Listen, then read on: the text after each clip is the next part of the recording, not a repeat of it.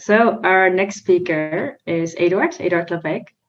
Eduard is a data steward at the Social and Behavioral Sciences faculty at Erasmus University.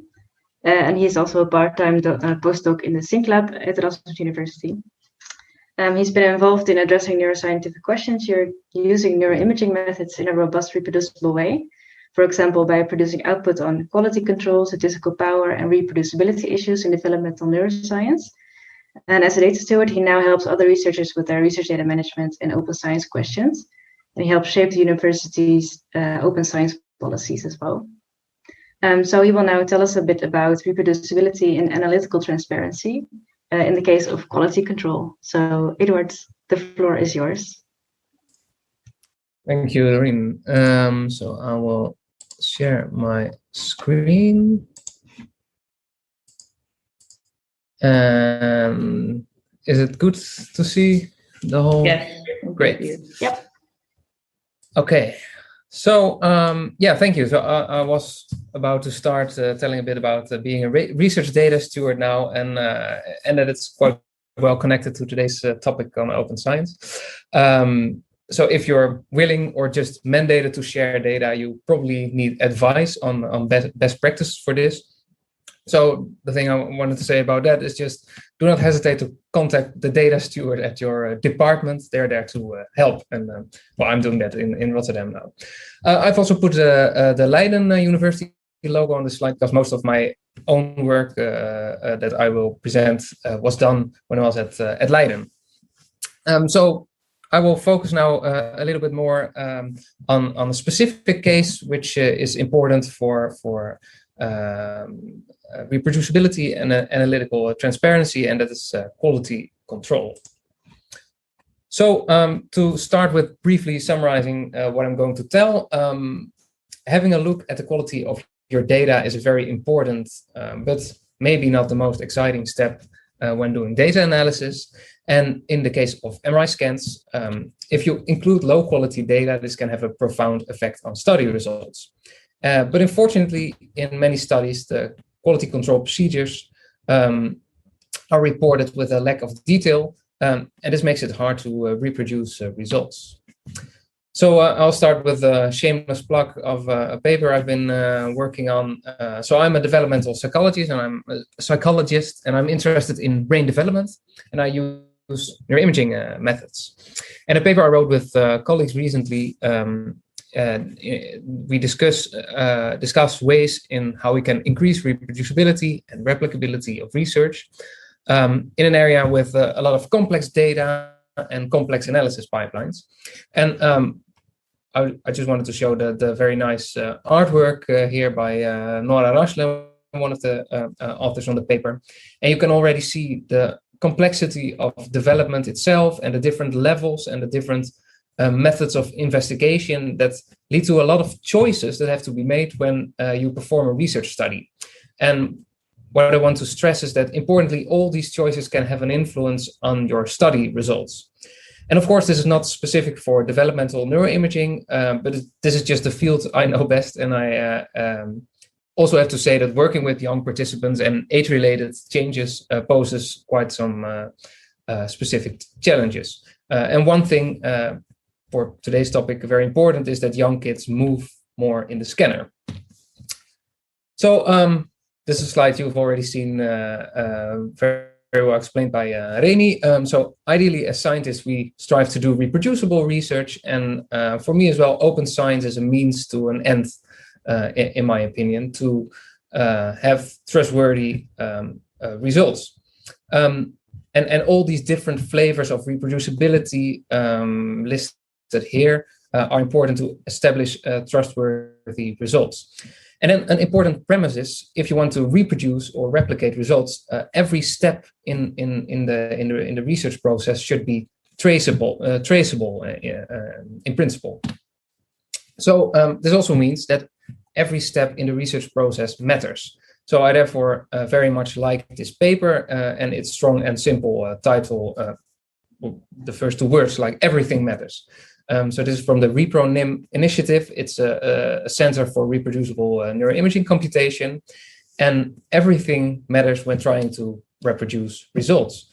So here are some examples from this paper. So the computational environment matters, the kind of tools you use, the tool versions, statistical models, and study population characteristics.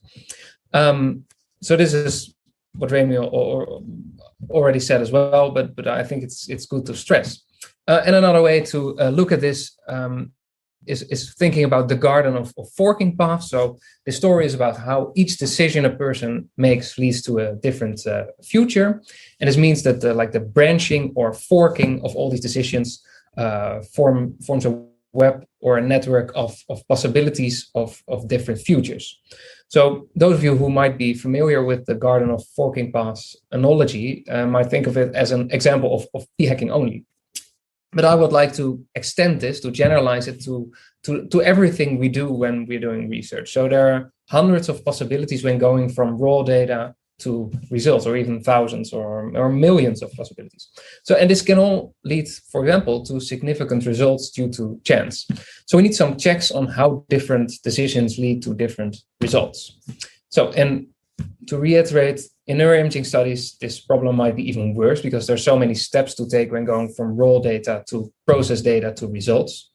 And here is an example from a paper papers by Joshua Karp. So researchers have a lot of degrees of freedom, and when you do not take steps to reduce these or at least consider this problem, results become untrustworthy. And this is the paper Remy also showed about, in which more than 70 different teams analyzed the same data set. And again, this study showed a lot of variation in analytical strategies that led to variation in whether results were reported as significant or not. So what I would like to argue today is also that quality control, and in the case I'm discussing, it's quality control of MRI segmentation, but I think this holds for a lot of modalities in neuroimaging, but in other fields of neuroscience as well. The detection of low quality data that has to be excluded or that has to be processed in another way is very important. It can have an influence on study results. So there are three things we might want to consider. We can try to agree on standards, but as you know, this is very hard, takes a lot of time, and might be impossible because everyone tries to invent their own standards. But another thing we can do is quantify quality, and there are a lot of tools for that. So this is something more manageable. And the other thing is clearly document the decisions you make during the research and during doing the quality control. So this will give at least the opportunities to see the effect of different ways of doing quality control or using different thresholds of quality. So why is it so important? So in structural MRI studies, where we try to use computational algorithms to look, for example, at the morphology of the brain or size of different brain regions, those algorithms work by separating, for example, the gray and white matter. But if you have a lot of movement, then the gray matter blurs into the surrounding tissues due to the motion. And then the results obtained with automated algorithms will also show a reduction in gray matter volume, which is not a real reduction. And this is a paper from 2002. So it's a problem that's also already has been recognized like 20 years ago or more. So here's an example of study showing that motion is higher in clinical groups compared to healthy controls. And also that younger than 20 years of age and older than 40 years of age, younger people and older people move more than individuals between 20 and 40. And then increased motion in all these cases is associated with, for example, reductions in cortical thickness, which is a measure of interest. So you have to take care of this. Otherwise, you are looking at motion while you think you are looking at the difference between patients and healthy controls. And also, this is also a bit developmental specific, but we try to look at the development of the structure of the brain. And a lot of early studies, which had decent sample sizes, showed quadratic and cubic developmental patterns in a lot of brain structures. But then this study by Ducharme and colleagues shows that most of this disappears and that there is just a linear decline in cortical thickness with age in most of the regions. So in A, you see when there's no quality control, so you see a lot of regions with like complex patterns of brain development. And in B, there's some quality control, more lenient. And in C, there is a very strict, stringent quality control, and then almost none of the regions survives. So it has a big effect on the effects of interest. So one more thing about this, it can be costly. So this is an example of a study which pooled a lot of resources from, if you're familiar with it, Abide, for example. And well, usually there is a lot of difference in the data in quality, but when they did strict quality control, they had to get rid of about 60% of the data, and they also found that quality control had a big impact on the measures of interest. And then one caveat here to mention is also that the participants that were excluded due to motion were significantly younger, had lower IQ, included higher number of males, and higher individuals with higher number of individuals with autism spectrum disorders.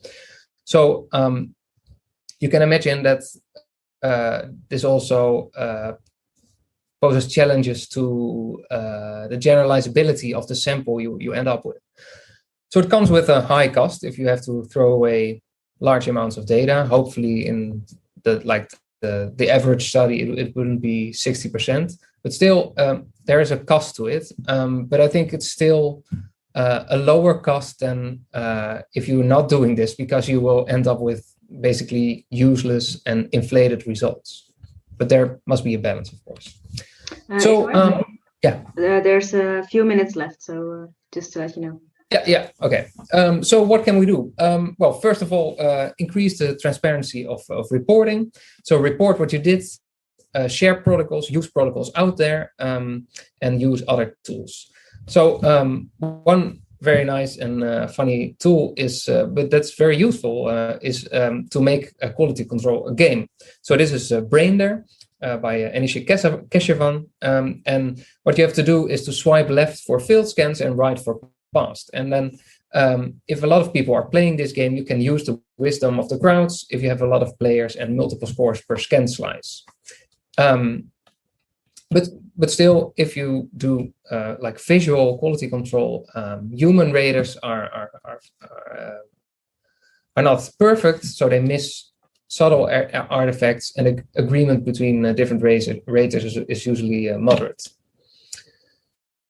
So you can do a little bit better if you use systematic protocols, and there are protocols out there describe clearly what to do and how to rate different scans. And this is one me and my colleagues made, and we try to give examples and a system with a few simple questions that you can use, and then you can record for every scan the things you found regarding the quality. And Mri Qc, this is a tool that works very well with bits. So if you have your data in bits format, Mri Qc is very easy to use, and it gives a lot of information about the quality of your raw data. And you can, for example, look more closely at the outliers in your data. So this is all automatically produced for you. So for the last, well, let's say minute, I will say a little bit about a tool me and my colleagues made. So this was with Lara Wieringa as the lead, and Ferdy van den Kamp, Mara van der Meulen, Sabine Peters, and me. And with a lot of help from our mascot, the koala. So we worked on a tool for automatic quality control of free surfer data, and we called it the Koality tool. And the problem is, I've already said that quality control is a lot of human labor, and it can get boring. So just like the koala here, you can fall asleep. So we need a little more data-driven help. So what we did, we trained a machine learning model that helps us to distinguish good from bad quality scans. So we used quite a lot of data. We ran it through an automated algorithm called FreeServer. And then we did manual quality control with different raters. And then we used the FreeServer output, so the quantitative output, which is independent from the quality control, to predict the QC scores. And then we had quite high accuracy. So we published this, and now others can use this. And this is just about working openly. So we have an open access paper. We published our code on GitHub, and we made a simple tool that others can use to feed their own data and get predictions for themselves. And also Jupyter Notebook that we've made. You can just connect it to your own data, do this locally, and then it will give you predictions of good and bad quality scans, and you can then recheck manually if you like. Okay, so this is my last slide. I also want to say that some of the strategies to improve data quality can be non-technical, such as just using tape on the participant's forehead, which provides a little bit of tactile feedback during scanning. And this paper shows that this reduces motion, and this in the end will increase your data quality. Now, I would like to end and thank my colleagues. Hopefully, I've made a case for the importance of looking at the quality of your data in a systematic way. And luckily, there are more and more tools available to assist you.